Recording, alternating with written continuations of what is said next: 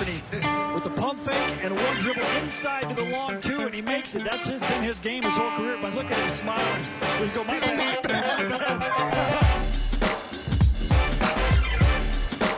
The long two.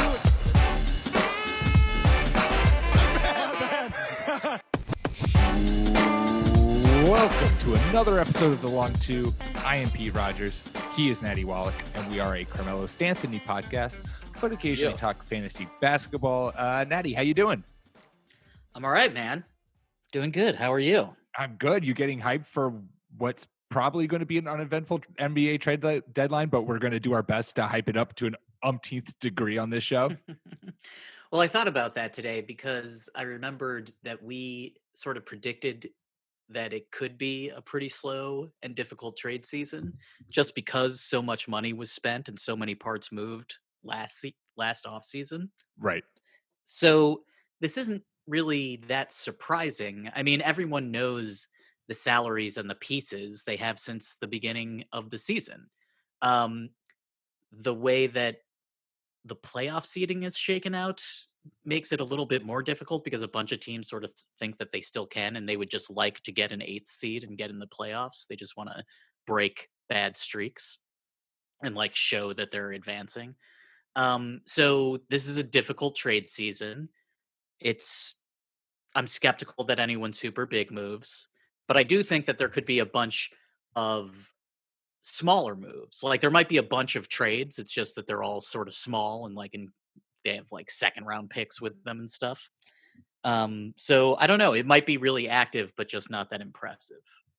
Yeah, I don't necessarily see some sort of like game-changing, groundbreaking trade go down. That doesn't seem to be what's going to happen. But there have been it's a bummer because there have been a bunch of sexy names floated about out there. I mean, like there's your usual guys, Kevin Love, who we've talked a lot about, and then Andre Drummond has become a hot topic too, obviously. But you also have like Derrick Rose, who's been playing really well, who it feels like Detroit could ship out. You also now have had flying rumors about, I mean, the Timberwolves have not hidden their desire for D'Angelo Russell at all, but now it seems like maybe Andrew Wiggins gets swapped in that from deal. The best team to one of the worst. Yeah, let's do that. That being said, I mean, Andrew Wiggins to the Warriors, like, that might be what Andrew Wiggins needs? Can we get like some Steve Kerr magic on there's Wiggins? No way they would take Maple Jordan back. I think there would have to be a third team where they'd Right. be like, yeah, and here's Andrew Wiggins. They're like, I guess if you want to. And then I don't know who that team is though. Like nobody wants Andrew. If someone wanted Andrew Wiggins, I feel like they could have gotten him.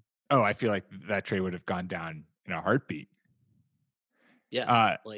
We've also gotten some rumors surrounding, Kyle Kuzma's like the only asset that the Lakers have if the Lakers are going to get a move. So he's probably going. Andre Iguodala is basically having a glorious beef with Ja Morant about whether or not he is going to play for the Memphis Grizzlies this year or they're going to trade him and he will work his way out. And I would just want to quickly say that we are a Carmelo Stanthony podcast. We're also a Ja Morant Stan podcast. Like the guy can do no wrong, and him calling out Iggy for being like, hey Iggy, maybe come play with this like fun upstart Memphis team that is actually making some fun sexy noise. You know, am I possibly a playoff team? They're the 8th seed right now. Why not? The moment I saw that, I immediately was like, oh shit, I think the union's probably going to like talk to these guys because It's like, you don't want to mess with another man's money or his business. And the reason Iguodala isn't playing is because of business. That's all. Like he and the team could have come to some kind of accord before the season began. And they just both chose not to. So I think that's like a generational divide. Like Ja's there and he wants to win no matter what. And Iguodala is like, I'm a seasoned veteran.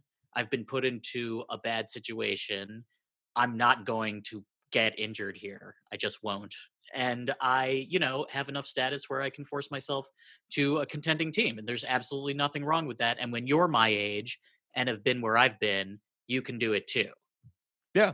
No, I see nothing. I mean, I see on both sides. I feel like there's nothing wrong with what either are doing. I mean, I do think that this is. I saw Bill Simmons tweet this out, where it's like this is going to be something that the NBA will probably have to address.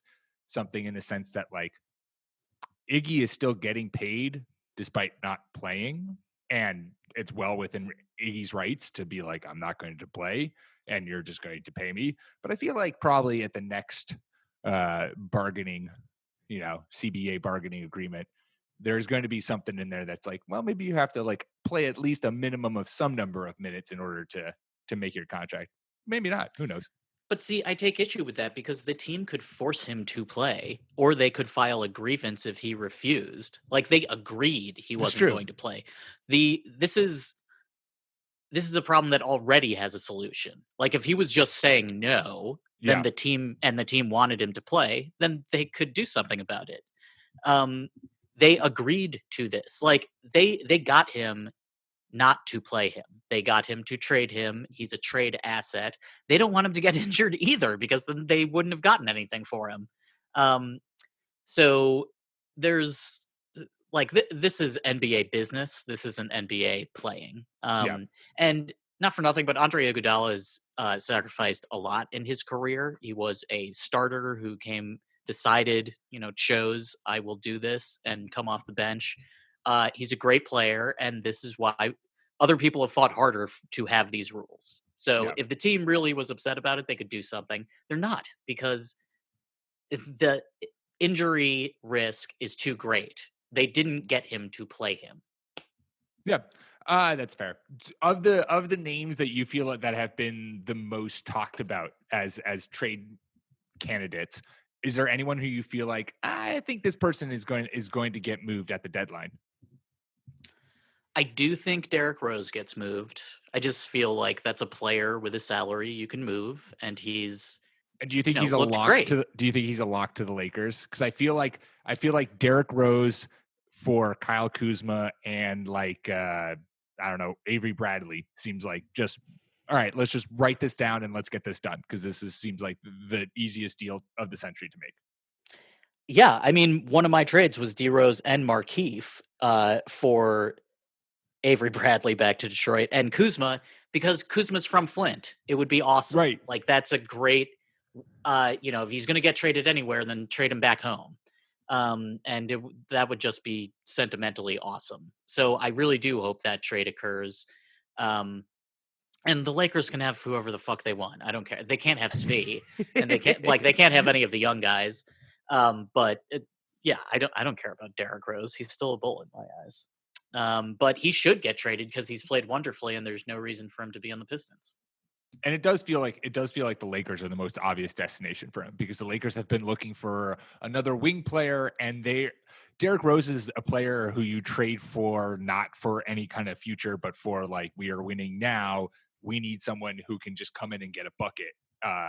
And that's exactly what Derrick Rose can do, especially in the half court. Derrick Rose can get you 2 points with ease. So it feels like a very Laker move to get a veteran of the game who can score, get his own bucket when he needs to, so that you can take, get the ball out of LeBron or AD's hands and be like, all right, D Rose, this is your possession, just go score. While not, and being like, Kyle Kuzma, you're not doing anything for us now. We're here to win a championship for Kobe. We're not here to kind of see how long we can keep a dynasty rolling. I thought a dark horse team for D Rose might be DC because interesting. Then you get a high caliber name, and that sort of mollifies Beal. And it's like, here, man, we got sort of the best dude we could get that won't be crowding out Wall. And let's try to get the 8th seed, I guess. I mean, Derrick Rose, there's no point in Derrick Rose remaining in Detroit unless he wants to. Right. He's been playing well. Maybe he thinks that's because of Detroit's system, and maybe he really enjoys playing there. In which case, sure. Except we could get more for him than what we're just not doing well right now. And I'd rather have the assets coming back, even if, I mean, Kuzma would be a big get, I think. But Like, I'm not hoping for a first rounder, really. You know? No, I don't. I think you're right in saying I don't think that I would be surprised to see if there are any first rounders getting traded this deadline. Just because it. Well, yeah, because I also feel like that they're not going. They're not going to carry as much weight, as much gravitas as they would in past years, simply because it feels like everyone kind of knows that this draft isn't great. So I don't know if first round picks are as desirable in this year. It might be. Feel like if it's going to be much more of a play, get players moving kind of draft, especially since I don't feel like anyone with super high picks is there's no one out there who you're going to give up a bunch of lottery picks for, because there's no one there like on the cusp. Like I think the only team that would trade decent first round, like trade a first rounder, would be the Celtics, and that's just because the Celtics have a bunch of first round picks and they need to package them up Sure. and send them out eventually. Especially the Memphis pick, which is very likely to revert back into multiple second rounders. I think because it's is it lottery protected playoff? I think it's lottery protected. But anyways, and that would be used in if they went after Clint Capella, which was rumored. Which I have long said on this podcast, would not be against Clint Capella on the Celtics. Feel like he would be a good get. Sure. I mean, you want to upgrade your center position, however you can do that without really hurting your team or giving away that much, then absolutely go do it. I do think in terms of names who we've heard batted around, who could get traded, who will get traded. I agree with you. I think Derrick Rose is more or less a lock to get traded. I also feel like Marcus Morris, even though the Knicks are trying to feign that they're going to keep him around forever and ever and ever, I feel like I think he and Robert Covington seem like two guys who a contender could certainly use. And both those teams, the Knicks and the Timberwolves, are so shitty right now where it's just like, yeah, we'll take kind of whatever. We'll take your filler. We'll take your pick. We'll take whatever you guys have to offer because we need to make some moves, because certainly a lot of contenders could use Robert Covington. And I think a lot of teams, especially I heard someone talk about the Clippers as a potential Marcus Morris landing spot because of the fact that he can, to as much of an extent as anyone can, guard LeBron. He did that for the Celtics when he played with them. He did a decent job of it. And I think that's one of the biggest things that the Clippers, if they're going to make a move, is looking to do, is to address size and Sure. add someone with kind of size and toughness. So, and Marcus Morris certainly has plenty of that, as well as a general disrespect for women's sports. But we overlook that. Also, with the Clippers, it's like this is their last draft pick that they can trade for a while. Yeah. And you might as well, like, we're sort of at the end of a cycle in the NBA. And you can tell that with the fact that, like, we don't think that a bunch of first round picks are going to get traded because the teams that want them are the teams that have them. And the NBA is in between sort of superstar eras right now because of injuries and because of player movement. Mm-hmm. So, like, the West seems to have all the dudes that have been in the finals over the past 10 years. And the East has a bunch of teams with a bunch of promise. And outside of the Raptors, who, lost Kawhi, not a lot of evidence to show for their supposed promise. So it does sort of feel like every team that thinks they have a chance should just fucking go all in. Yeah. Like, what are you waiting for? Especially when you have players like Kawhi and Paul George and Lou Williams and Patrick Beverley. Like, you just all of a sudden have this good core, and you should do whatever you can, including trading a first round pick for, Marcus Morris Sr. Just because, like, that edge is going to matter later. Like, this is a year without Steph Curry, without Klay Thompson, without Kevin Durant, really kind of without Kyrie. Portland is injured, like Dallas isn't there yet. The Lakers, everyone seems to think that even though they're great, they're 37-11, they have the second best record in the NBA. They also think that they're incomplete. So if I'm the Clippers, I'm just trying to do whatever I can to get a little bit of size, and I agree with you, a little bit of toughness. And Morris, either of the Morris trends really can help you there. Um, I keep hearing that they want like a real center, and I don't really know who that could be. Oh, Like I'll Tristan, tell you. Oh, I'll tell you who a Hey, real center is. give it to me. I have a 4-team trade. Oh, Natty, I never give away Nice. my most prized possession this early in the show. You got to make people listen and tune in all the way until towards the Oh, end a of the show. tease. Oh, this I've is heard of podcasting these. 101. This is Interesting. yes, Hmm. please. Pretending as if I as if I don't know what I'm doing here. A strange new sensation. My curiosity is piqued. We'll see if this trade has actually functions in real life, but whatever. But yeah, so I think that's basically, these are the kind of rumors that have been floating about, and neither of us. Well, I'll speak for myself. I know Natty is super plugged into the NBA and has his fingers in all of the team's pies and has contacts We everywhere. communicate constantly. Oh, Absolutely. I mean, I call plays your from game phone to is game. blowing up all the time. I can barely get Yeah. a text in edgewise. Yeah. Woj has the bombs, but I'm the guy that makes the bombs. You're Woj's bomb builder. Mm-hmm. Yeah. Woj Boeing. Well, not Boeing. Oh, maybe not. Woj. Never mind. Keep going. But I'm not going to pretend we can offer you much insight in terms of what will happen at the NBA deadline. What we can offer you, though, is a whole bunch of super fun trades that we have concocted that we would love to see happen at the NBA deadline. So why spend more time just talking about what maybe could happen and instead wildly speculate about what certainly will happen? So Natty, why don't you start us off with one of your trades that you've concocted where you're like, oh man, I would love to see this happen. Okay. I'm going to go with my first trade being between two non-playoff teams. Perfect. This is a trade that involves a superstar.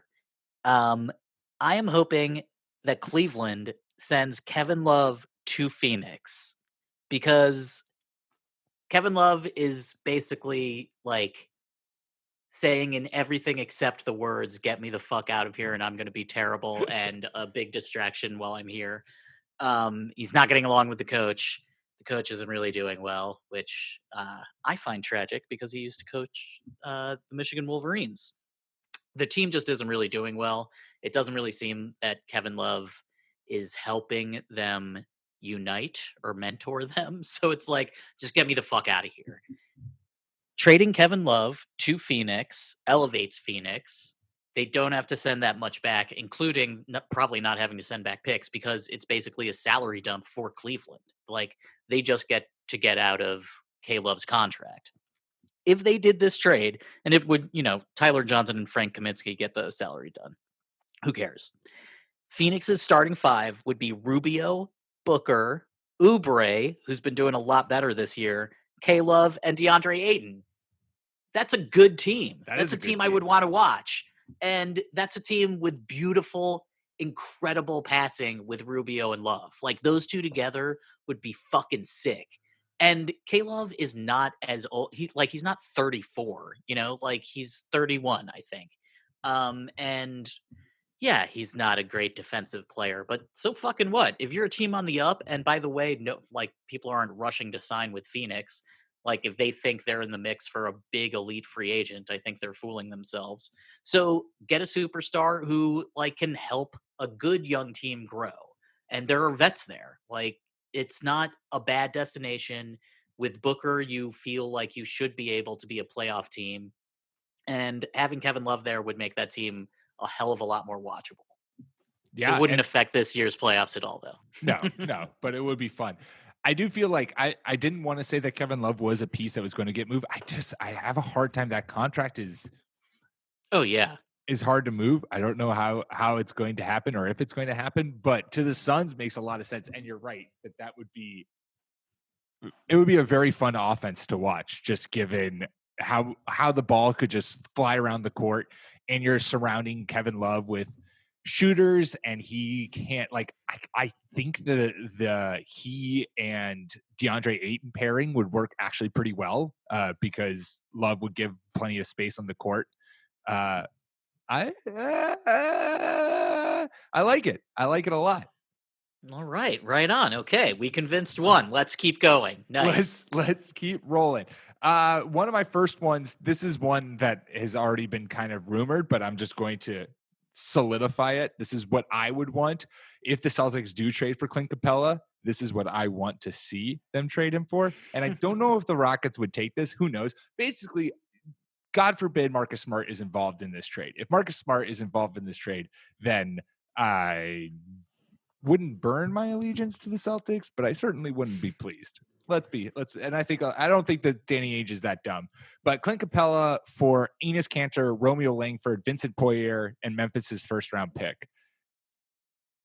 Yeah. I mean, I don't know what they want to trade Capella for. Like, they might just think that they can just like bring a dude in off the street because they think centers are fungible. Ditto, but like not to the point of like you just don't fucking need him at all. Like I think Cantor on the Rockets would actually look pretty good on offense. But you need to have a shutdown defender in order to be serious. And the easiest way to do that is to have a big. And so, like, if you're going to trade Capella, I would rather get someone who's better at defense. And I don't really know who that is.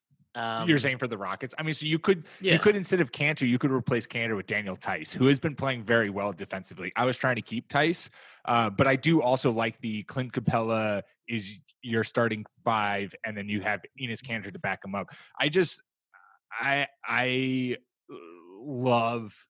I had a hard time parting with Kanter because I have seen too much of the Celtics getting just walloped on the boards, and Kanter is just so good at getting you the offensive rebound and getting you easy buckets right in the paint. So I wouldn't be against including Tice as well. Tice, I just think he offers that 3-point shooting range from the big position, which is great for the Celtics, and he's on a cheaper deal, and he's younger. But if that's what entices the Rockets, I don't think this deal is going to get done. I would be surprised if the Celtics make anything really that aggressive, but maybe they will. But I would think that this is the kind of construction. It's whether or not you're right. It's like what the Rockets are looking for, because I am not here for any kind of Marcus Smart. They're not getting Marcus Smart. I'll promise you that much. It just doesn't make any Over sense my to dead trade body. Smart. Well, because he's sort of like he's like an emergency. He's not an axe, but it's like when things break down defensively in the playoffs, he's a dude that can credibly defend centers when he's 6'6". Right. Like he's a dude that you can depend on when emergencies occur because no matter what your defense is doing, he's going to do a good job at it. And Jaylen Brown's turning into that sort of player too. I just really don't think that it makes much sense to trade Marcus Smart at all. He just makes that team work. Like he's the straw that stirs the drink, even if he's not the best player on the team. Yeah. Now, having said no that, if OKC was like, hey, do you guys want Steven Adams? We'd like Marcus Smart. And other stuff would have to happen. But like a center of that caliber, then I think you would have to think about it.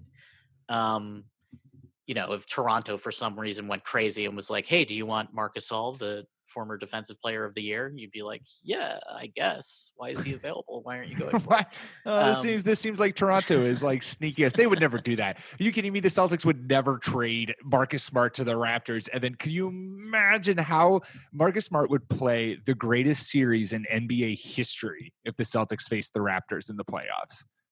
But the question for Boston is the same as for every other team, which is like, which gives you the best edge this year? Sure. Because this is going to be probably another, like, you don't usually have strange random years in the NBA, much less twice in a row. Like the Raptors could be in the finals. No problem. That's super true. I guess it's surprising to me that what makes you think that this is going to be a strange random year? Is it just because that there's like, it seems to me that this is like a Bucks Lakers year and everyone's trying to knock one of those guys out. I mean, both teams have shown flaws and you can certainly take advantage of them. And this isn't, the year where the Warriors are at full strength and everyone's like, okay, what's the point? But I don't necessarily feel like this is anyone's year, but maybe it is. Tell me I'm wrong, Natty. Tell me this is going to be a much more exciting run than what I'm expecting. I think the 76ers could make the finals, and they're the 6th seed right now. That in is the pretty East. crazy. It is crazy. I think the Rockets are in the 5th seed, in the West, and all the teams above them in the Sixers in the East. I feel like, well, the Pacers making the finals would be a miracle, but if Miami made a trade, I could definitely. They're in the 4th seed right now. They'll be there. If Toronto makes a trade, there's no telling what they could do. Lest we forget, they beat the shit out of Giannis and the Bucks last year, It's true. and the Bucks had Brogdon then. It's true. So, and obviously the Raptors had Kawhi, but the Raptors are on pace to win more games this year than they did last year with Kawhi. Now, the correct counter to that is, yeah, but they load managed the shit out of Kawhi. If he had played every game, then they would have won even more games. That's totally true. But the numbers matter. They're on pace to be better this year. It would be tough to get the number 1 seed, but I mean, they're on an 11-game win streak right now. Everybody on that team has been injured. They don't need to make a huge upgrade. Like, they don't need to make a really big trade. I don't know what a really big trade for Toronto would look like if you can't trade for Kawhi. I don't think they'd be trading Van Fleet. I don't think they'd trade OG Anunoby, but depending on the quality of player you get back, maybe they would. Who's the craziest dude? Like, could Zach LaVine get moved? I mean, we've talked about it before as a possibility. I would put nothing past the crazy ass. Because it's like a bunch of the teams that are Bulls. out of the playoffs, you don't really think would make trades. Like the Pelicans could trade some players, but it sort of seems like they don't want to. Sacramento should trade players, but they're ridiculous. They're so awful. Oh my God. Like Bogdanovich, actually. Okay, let's talk about this. Okay, Sacramento trades Bogdanovich to Toronto for whatever. Who cares? It doesn't matter. Bogdanovich is a big ball handler. He would look perfect on the Raptors. And he gets to go to like a world city, and then Sacramento doesn't have to trade him to LA, either of the LA teams, which sort of seems like what everyone is talking about. Bogdanovich, I know, like, he's a dude that doesn't really have a big name that rings out, but he's really, really good. He is good, and he's been playing super well this year. Like, he will come into it. He's the perfect kind of guy to add to a championship roster to like continue to push you. He's a perfect bench scorer. Yeah, and he's been coming off the bench for most of the year for the Kings, and then Buddy Hield, they decided to bring him off the bench just to see if they could do something else stupid. And the fact of the matter is that like the Kings don't need Bogdanovich, and if they keep him, he's a restricted free agent this coming offseason, I believe. If they keep him, he'll be expensive, along with all the other young dudes that are going to get expensive that they, and they don't need half these guys. So they should trade Bogdanovich because you can probably get pretty good value for him. So what if you trade Bogdanovich to the Raptors for Stanley Johnson and OG Anunoby? Like, I don't even know. I don't want to trade OG. How about like Stan John and McCaw or something? Yeah, you could do that and maybe toss in a pick. I was thinking. Yeah, but, totally, because Toronto has all their picks. Yeah, they Right. should do that. So maybe is that keep OG, send a pick. I would do that, sure. Yeah, so Patrick McCaw, Stanley Johnson, first round pick, Bogdanovich. Done. Absolutely. Like maybe that's a trade for Bob Covington too. Yeah, I like that too. Is this counting as one of your trades that you've concocted, or do you have so much more to share? I mean, I do have a bunch of other ones. Give me another one. Okay, I think a small one is I think Uncle Marv Williams the poor old man in Charlotte who's like not really playing at all. I think it would be nice if they sent him to the Clippers. Just for like Mo Harkless is expiring in maybe a second or something. But like that gets you a player that is sort of like Marcus Morris. He's a dude that knows what he's doing. He can shoot. Um, it's just another kind of edge guy. Like this dude can play in the playoffs for whatever 5 minutes, and it won't be a complete disaster. So that's a small little trade that I would like. I would like to see Marvin Williams playing again. It's like I understand it's all youth all the time there, and I love the young guys in Charlotte. But it would be cool if you could get maybe he's a buyout candidate, Uncle Marv. I like him. Yeah, I know you do. You've spoken of him in such rever that Like he's just been in the wrong place his entire career, Like it would be cool, and he's not like 57 years old. But it would be cool to see him on a team where his skills were actually complementary rather than like asking too much of him. He would look good in Houston. he would. Yeah, yeah. I'm torn right now. I'll let you know what I'm brainstorming. Why I'm busily working on a trade for the Pelicans to try to get them into the playoffs, but unfortunately, it's not going how I want. So instead, I'm having the Pelicans absolutely torpedo everything. Not torpedo everything, but get maybe blow things up a little bit, and trade and have the Zion. Heat trade Zion because he just got blocked by Giannis. So what's the point? What are we doing here? Let's move on from him. He was cool while it was happening. The Heat go out and get their point guard to help solidify their Eastern Conference contention. Drew Holiday and Josh Hart to make the contracts work for Gorgon Dragic, Justice Winslow, and Tyler Hero. And maybe the Heat throw in a pick there. I try to get the Heat to throw in a pick, but you can't do the missing consecutive year first round picks. Right. And they're missing their 21 and their 23. So I guess you throw in at 25, but that's not going to happen.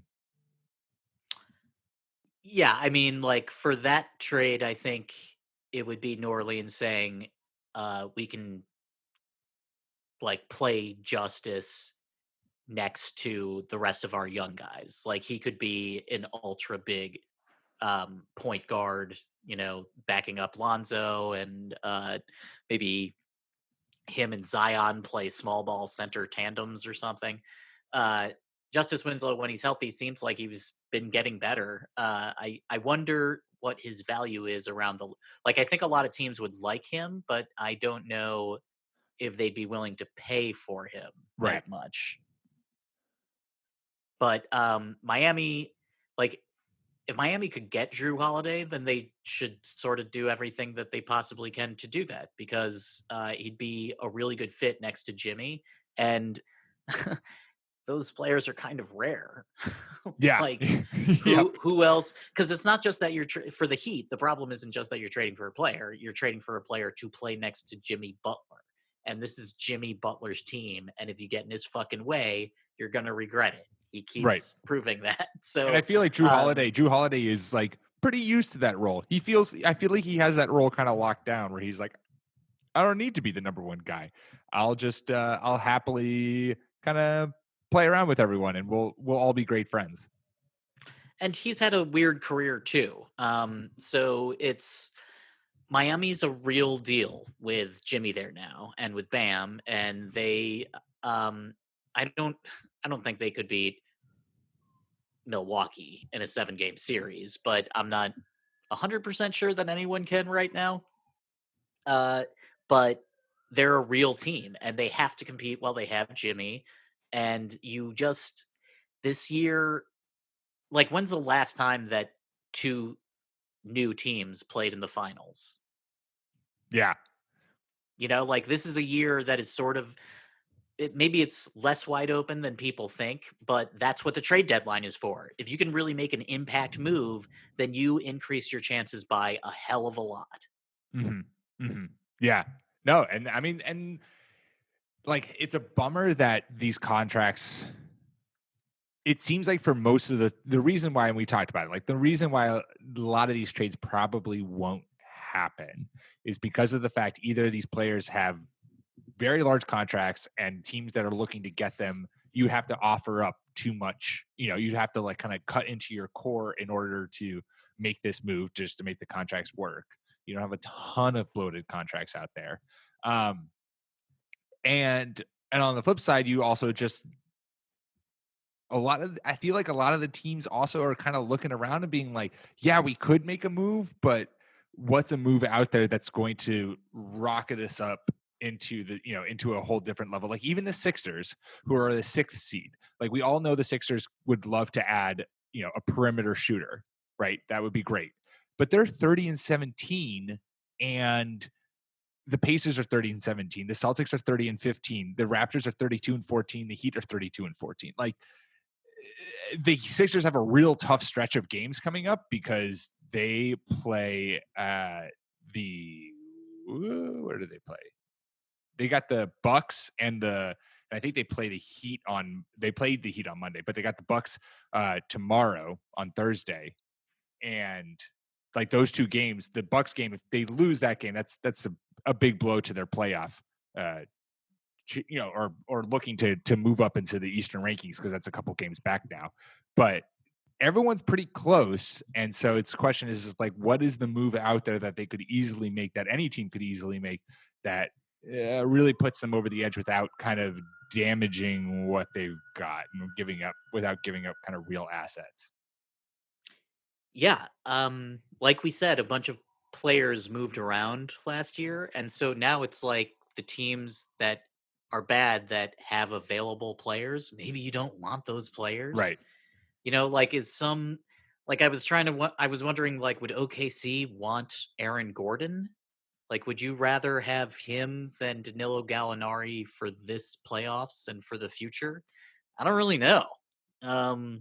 It seems that uh, the league is sort of cooled on Andre Drummond. Like, are you Mm-hmm. willing to give up a lot for him? It doesn't seem like anyone's willing to give up a lot for Kevin Love, and Kevin Love has a chip, and he's super good. And when he's motivated, he's still one of the best 25 players in the league.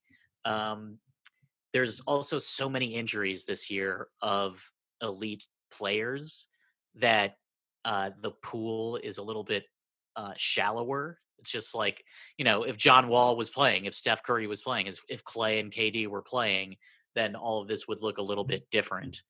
And the competition would be fiercer.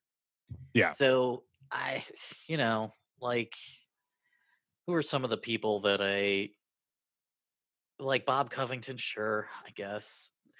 Derrick Rose to Philadelphia, maybe. Like, oh, interesting. Zaire Smith. Like, if Philly, D Rose and Markieff Morris for Zaire Smith and like Scott, like that, the salary I'm sure would work. I don't even know if you really need picks involved. But it's like those little moves that I think that are going to happen, because I don't really know who's the biggest name that could possibly be moved. Andre Iguodala, sure, fine. I guess that counts. Drew Holiday is a for real player. D'Angelo Russell, I guess, is a for real player. If the Wolves somehow got him, that would be good. But maybe. the Wolves are right. But like, how much? What's D'Angelo? But they're Russell doing that because really DAR is friends with Cat. Like, they're doing that to keep Cat. Like DAR could be playing for anybody, and they'd be like, "Yeah, well, we're trying to get your best friend." Yeah, they're just saying that. All right, before we go on, we've got a couple more big time trades that we want to see. My massive 4-team trade is coming up, everyone. But stay tuned. We're going to take a quick ad break. All right, we are back, and Natty, let's wrap up kind of the trades we want to see happen at the deadline. I have alluded to my massive 4-teamer. Do you have anything else that you've got? Do you have any kind of super sneaky trades you have in your back pocket that you want to share right now? I want Golden State to trade either or both of GR3 and Alec Burks, because they're both young, they're both cheap, they're not good enough so that Golden State is like, well, shit, we need to keep them because they're part of our core, rather than getting, controllable assets back. And I think that Glenn Robinson III, who's, a wing who can score and is young and will try hard on defense, and, ditto with Alec Burks, and they've been playing well. I think those are players that those, just like Derrick Rose, like those players, you don't need to focus your team's future on them. They are assets. You should use them to try to get better in different ways, whether with draft picks or with, better players that you like more, whatever. So I would like to see those two moved because, lest we forget, Golden State could get the number 1 pick in the draft. And even though it's a bad draft, having the number 1 pick is pretty fucking good. And then everybody comes back next year. Yeah. Everyone's healthy, and the first overall pick. I feel like that's kind of what you want to play into, is like, we're going to sell off assets to make sure that we get the best chance. Sure. Right. And that'd be a good move. And you're right, that Glenn Robinson and Alex Burks as wing guys who perimeter guy, like, that's kind of, I feel like that's like the missing piece that a lot of contenders need, is just like another off the bench kind of guy who you can trust to get buckets and defend, and who have shown enough flashes that there's reliable in those big situations. So yeah, every team would like to have them, and so I'm sure if someone came a knocking, the Warriors should do the talking. Nailed it. Also, well done. Very well done. Thank you. The Kings should also trade Dwayne Dedman, who also doesn't want to be there, and I think he's signed 3 for $30. And he's a center who played credibly in Atlanta last year. I liked him. I saw. I was listening to. Of course, now I'm going to forget whose podcast I was listening to, but I was listening to a podcast. So credit to you, whoever I was listening to, for this. But they were talking about how he is not a sexy name, but could make sense for the Clippers as looking for like a traditional center, because that seems to be what the Clippers are desiring. If you would allow me to perfectly segue that into what my 4-team trade. My 4-team trade is based upon 3 notions. 1, the Clippers need a big man, a traditional big man. They want a traditional center. That's what they're looking for. You always know that a good trade idea is good because it has a preamble. Right, You're like, exactly. In order to understand this trade, I need to explain a few things to you first. Why I wanted to like get down into the mucky muck of this trade. A. B, the Sixers need a perimeter shooter who can hit threes. And 3, Mike Conley hasn't been great for the Jazz. Oh. So here's my massive 4-team trade that I have no idea if this is at all working. I mostly pick names on ones that like kind of could help, but also really are for contract situations. But the teams involved: Utah Jazz, Oklahoma City Thunder, Los Angeles Clippers, Philadelphia 76ers. Nice. We'll start with the smallest package. The 76ers get Joe Ingles from the Utah Jazz. Whoa. 2 Australians on the same team. Holy shit. I'm there. Nice. Team Australia for life. The Clippers get Steven Adams and Zaire Smith. Okay. The Thunder get Zubac, Montrezl Harrell, Matt Scott, and Mike Conley. Okay. Whoa. Jesus. And the Utah Jazz gets Mo Harkless, Chris Paul, Kormaz, and a 2nd-round pick. Wow. Who says no? Wow. I do like that. CP3 back playing for, like the New Orleans team used to be the Jazz, and they should be the Jazz. So he would be on the Jazz. That would be cool. I like that. So my logic for everything, first of all, the Utah Jazz, adding Chris Paul, like you're getting better, if at the very least equal play at your point guard position, right? Yes. So you're getting better play. You're getting better play. Yeah, that's the big thing for the Jazz. God. That's the big thing for the Jazz. Mo Harkless and Korkmaz give you the hope there is they kind of replace Joe Ingles, but I also feel like the Joe Ingles' role hasn't been as big for the Jazz this year. I feel like. And so you're now kind of replacing with multiple people. Really, the big move for the Jazz here is getting you a basically what they thought Mike Conley could have been for them, but he hasn't really. So this is solidifying that point guard position as they are Sure. currently what, third in the West, Dude, and fourth then in the Royce West, O'Neal could move back into the starting lineup instead right? of coming off the bench.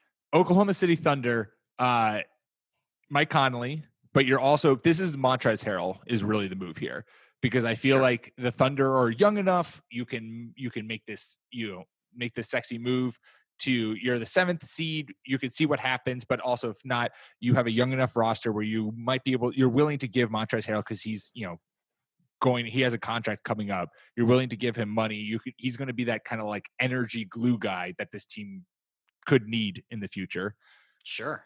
The Clippers, you want a big traditional center who's going to go toe-to-toe against Dwight Howard, Nikola Jokic, Rudy Gobert.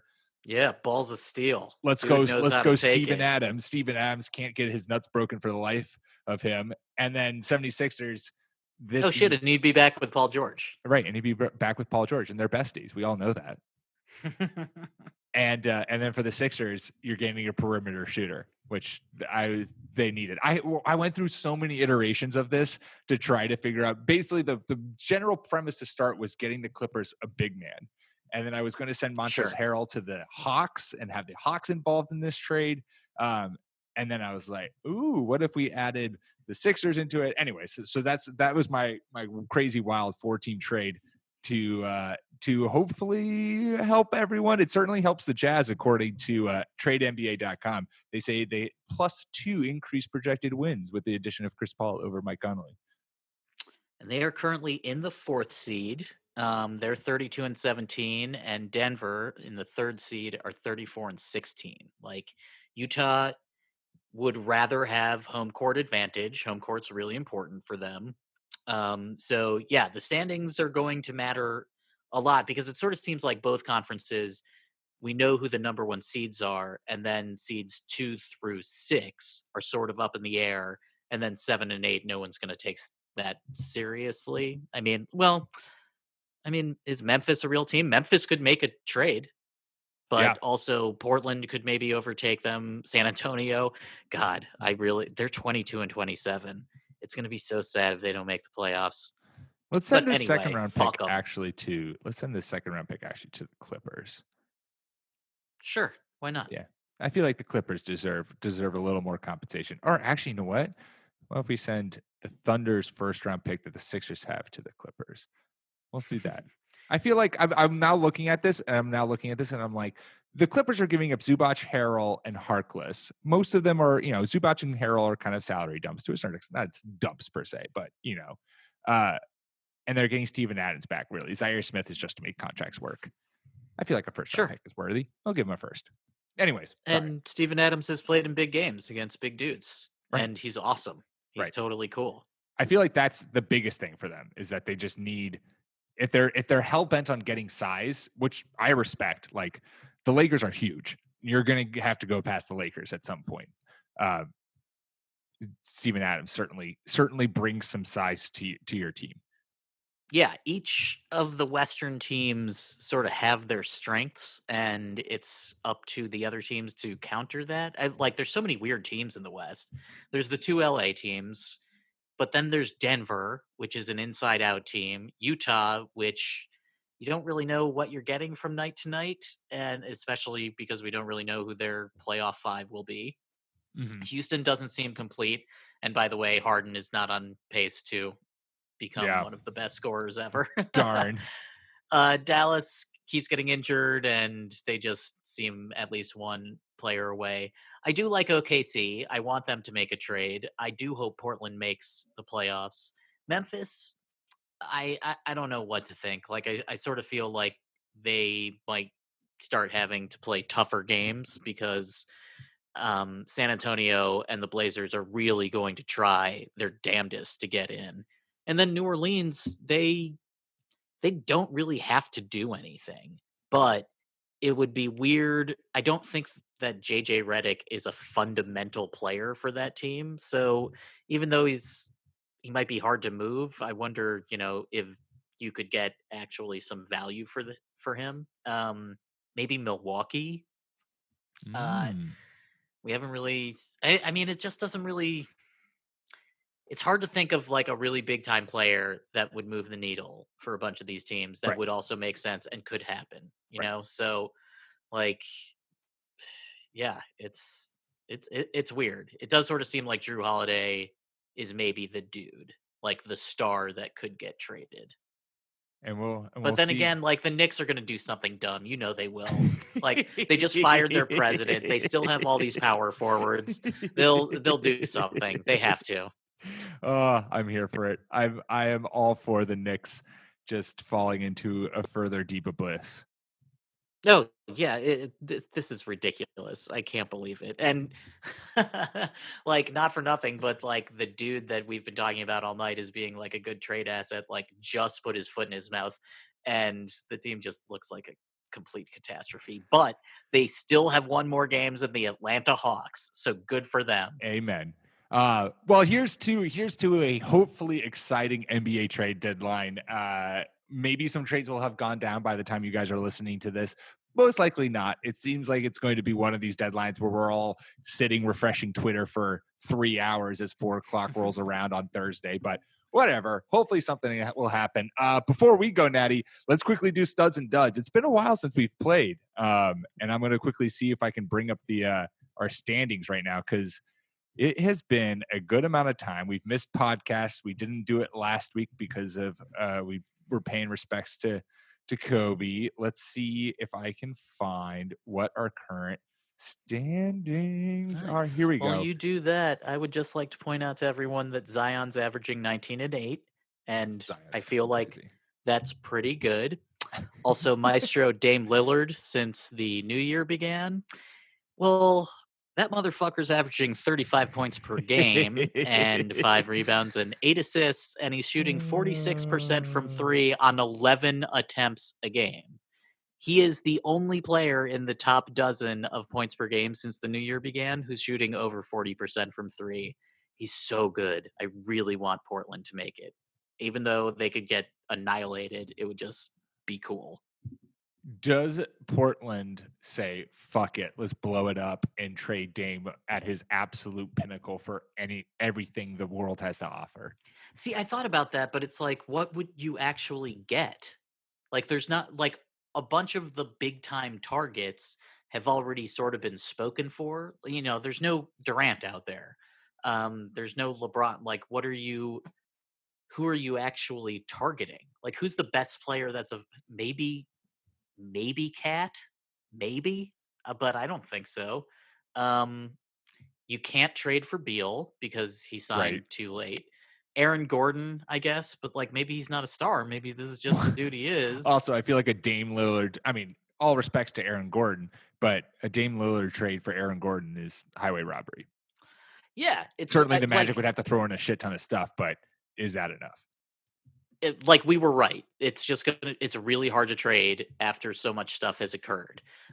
Especially on top of all that, a bunch of teams want to hoard cap space because Giannis is going to be like so too, which is ridiculous because a bunch of those teams should be going the other way, saying like, no, actually, so many will be competing that we won't get anyone good, and then we'll just be sitting here. We should try to get dudes right now Right. that we'll still have in a couple of years, and then we'll be like 2 years ahead of getting them off our books once they get expensive. So I don't know. There's just it's so I don't even know if it would be possible to trade a player of Dame's status because you would have to be sending back so like you'd have to be sending if OKC did it for some reason like kept Chris Paul, like if they just sent Danilo Gallinari back and I don't know 3 first round picks, Every single pick like they have. yeah, I man, like Dame for Drummond? No fucking way. God no. There's like, could Milwaukee do it? I don't know what they would send. It would have to be tons of picks. TradeNBA.com says that there's no change in projected wins for Karl Anthony Towns for Damian Lillard. Both teams will still suck. Yeah, like there's and you can't trade Melo because Well, he no, signed too late. and he's untouchable. I hope he keeps playing for them. Like I hope he signs like a minimum 3-year contract or something. That would be awesome. Fuck All right, let's yes. do studs and duds. Natty, you are still in the lead, 9-5 with the 9-5 record. I'm 7-7, but I am coming for that. I hear footsteps. I hear Yes. footsteps. And the man who's going to help take me there, my stud this week. He's a stud in my heart. He's been a stud all season. He got the bag, and he's still playing like he's one of the top 30 players in the NBA. Jaylen Brown, baby, going up against Nice. the Magic, the Hawks, and the Thunder. Sure. Give it to me. Give me JB, giving you good fantasy production, putting up big buckets, slamming a few dunks home. I'm all for Jaylen Brown this week as a stud. He looks great, man. It's cool that Boston looks like it's coalescing. Like you can sort of Right. see where the future lies, especially if Hayward, like keeps playing well, and it's really cool to see. It could just be a coincidence, but Kyrie isn't there. So I feel like that's causality. like who knows? Like maybe everybody was they just I need, I know. mean, these are still really young players, by the way. It does make sense that they would have slumps I can in look at least I one can season. look I can look to Brooklyn and say with pretty good assurance that Kyrie Irving part of the flaw. I won't say the entire problem. Certainly part of it. I mean, as of right now, they're in the playoffs, so I don't know what the fuck you're talking about. How dare you? How dare you? Who's your stud for the week? I'm gonna go with the Stifle Tower, Rudy Gobert. Rudy Gobert. They are playing the Nuggets, the Blazers, and the Rockets. I feel like those are three teams that Gobert likes to play against. Going up against Jokic, like Gobert is the defensive player of the year, and Joker is a center with an offensive type that we've never really seen before, or at least haven't really seen in decades. And Gobert is the only guy on Utah that to me really seems untradeable. Like I could even see trading Donovan Mitchell if you were getting a player Damian of better Lillard. quality. Yeah, like like you couldn't say no, but for Gobert, man, he's just so. I know he hasn't really been able to show it, and he is a very traditional center, but he's so fucking good at defense that it really doesn't matter. And I think he's going to feast this week. Love it. Who's your dud? I am going to go with another big man who I like a lot, but he has a rough sketch. I'm going with Sabonis as my dud. He is playing at Toronto, then he's playing at home against Toronto, and then he's playing against the Pelicans with Mr. Zion Williams. Who is Zion good? Have we confirmed this? I feel like Zion has been good. I don't know if 19-8 is good, but people have been talking about Zion Williamson a lot, and they seem to really like him. And he's the size of a fucking planet. So with still the like agility and hops of someone who weighs easily like 80 pounds less. He has such a like trunk lower body. It's crazy. It is absolutely nuts. And it's just so cool to watch the Pelicans be good because Brandon Ingram is the fucking man, and Derek Favors has really helped them play better defense. Lonzo, whatever. It's up and down. He will find a groove, but he's been in such weird situations. Like if they do trade Drew Holiday, that's probably going to be good for Lonzo. Or hell, maybe Lonzo's on the trade block. I don't know. Ooh, you would be selling high on him. He's been playing super well recently. That being said, I don't think they will. He has been shooting well. His passing with Zion, I've already like they've NBA and the Pelicans have already put together like a massive highlight reel of all of Zion of Lonzo's lobs to Zion. That duo is going to be pretty fun to watch. I agree. However, I would caution people like sick passing. While I love it and it's the coolest thing in the whole world, Rubio never developed into the offensive player that we wanted him to. And all right, now even stop though shitting all over our parades. I'm just saying, it's like Lonzo. I think he's going to get better, but I don't know that he's ever going to be an offensive force. And so if I'm the Pelicans, I'm sort of thinking to myself, well, would I rather, in a vacuum, would I rather have Drew than Lonzo? I think the answer to that is yes. So I would sell high on Lonzo, and I would just say, Drew, we love you. This is sort of your team. We've been through a lot, and we're glad you're here, and we think that you help the other players do well, and we should be a fucking playoff team. Yeah. My dud this week is Aaron Gordon. I know we talked about it. He might get traded, and that would certainly change his script. I mean, his teammates should get traded. Evan Fournier and T-Sizzle should get traded. But the Magic are in the playoffs, so it's tough for them to tell their fans, hey, we just traded two of the only dudes on this team that makes sense. And now you're left with a center that shoots threes, a point guard that can't shoot, but is looking better. Go Markelle Fultz, right on. Yep. And then Aaron Gordon, who we don't know. Yeah.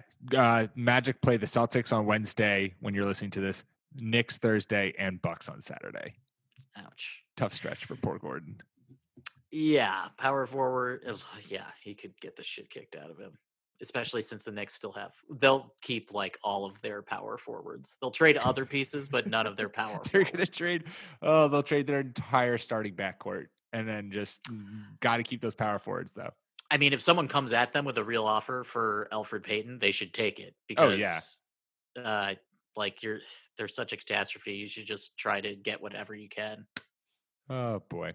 Well, go Knicks. Go Knicks. Keep doing you. Fire more people. Never change. Keep it going. I mean, I will literally say never change. You're doing a great job, Knicks. Keep running this franchise into just a giant hole in the middle of the ground. I would like to remind everyone that Rui Hachimura and Mo Wagner, two of the rooks for the Washington Wizards, they are coming back, or they are back. They played last game. Rui is averaging 13-6 on the season, and Mo is averaging 11-5. And depending on what happens in trades, they could be due for a bunch of minutes. So if you have a couple of open roster spots, you should try to pick them up because they were playing well before they got injured. Look at Natty tossing in just the teeniest bit of fantasy basketball advice at the end so that we can consider. Because it's been hard to be like, hey, pick these guys up. Well, we can now because it's like, oh shit, now they got traded 5 minutes later. We're now a fantasy basketball podcast. We've asserted that. Well done. Thank you for keeping us on track. Check mark. Nice job. Done. We will be back. I hope one of our trades came true. Who cares about the rest of it? I hope so too. I hope your big one happens. If my 14 Imagine if you fucking call that. If that shit happens, I don't know what I would do. Won't even be a part of this podcast anymore because I'll be living off my vast riches that I've earned by, I don't know, guessing the lottery or something.